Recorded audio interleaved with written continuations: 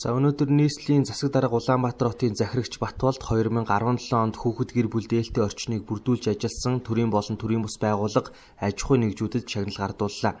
Энэ үеэр нийслэлийн хүүхэд гэр бүлийн хүчлийн газраас хүүхэд гэр бүл дээлтэй орчныг бүрдүүлэхэд манлайлан ажилласан дүүрэг хороо сургууль цэцэрлэгийг шалгаруулсан юм а.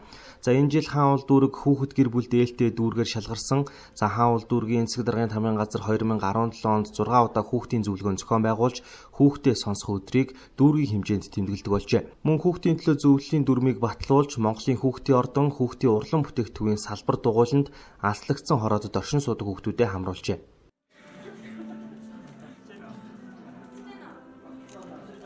Манай хаан уул дүүргийн засаг дарга 2017-оос 20 оны мөрийн хөтөлбөрт бол хаан уул дүүрэг эко дүүрэг болох зорилтыг тавин ажиллаж байгаа. Энэхүү зорилтын хүрээнд бол хүүхдийн сурж боловсрох орчийг сайжруулах, эмэгтэйчүүд хүүхдүүдийн эрхийг хамгаалах чиглэлээр бол тодорхой ажил хийж байгаа. Энэхүү ажлаа бол хаан уул дүүргийн засаг даргын тамгын газрын бодлого мөн зөв ирээдүйг хөтөлбөрийн хүрээнд хийж байгаа.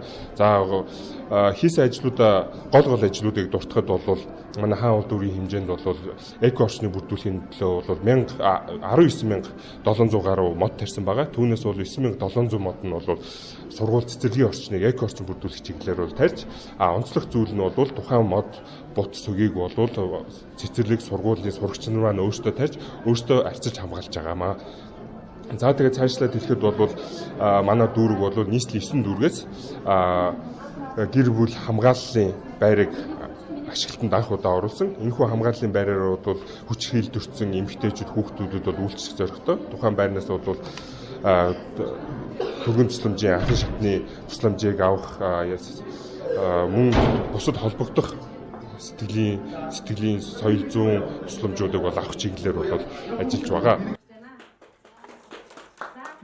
За үүнээс гадна хаан уул дүүргийн хүүхдийн 10 дугаар чуулганыг зохион байгуулж хүүхдүүдийн гаргасан санал хүсэлтийг шийдвэр гаргагч нарт хүргэн за хүүхдтэй холбоотой 108 өргөдөл гомдлыг 100% шийдвэрлэж ажилласан байна.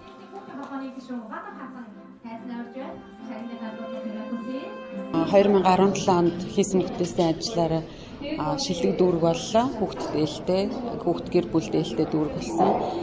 За 17 оны үед хийгдсэн ажлууд гэвэл засаг даргын санаачилсан аз жаргалтай гэр бүл хөтөлбөр байгаа. Мөн зөв ирээдүйг хөтөлбөр байгаа. Энэ хөтөлбөрийн хүрээнд дандаа хүүхэд гэр бүл рүүгээ чиглэсэн олон талт ажиллагаанууд хийгдсэн. Хаан уул дүүргийн засаг даргын санаачилсан аз жаргалтай гэр бүл зорилтын хүрээнд гэр бүлийн хүчирхийлэлд өртсөн иргэдийг болцшгүй эрсдлээс хамгаалах, урьдчилан сэргийлэх төр хамгаалах байрыг нийслэлийн 9 дүүргээс анхлан бий болгосон байна. Төр хамгаалах байртай болсноор хүчирхийлэлд өртсөн хүүхд эмэгтэйчүүдийн эрхийг хамгаалж тэдэнд хууль эрх зүйн цогц үйлчилгээг үзүүлдэг болжээ.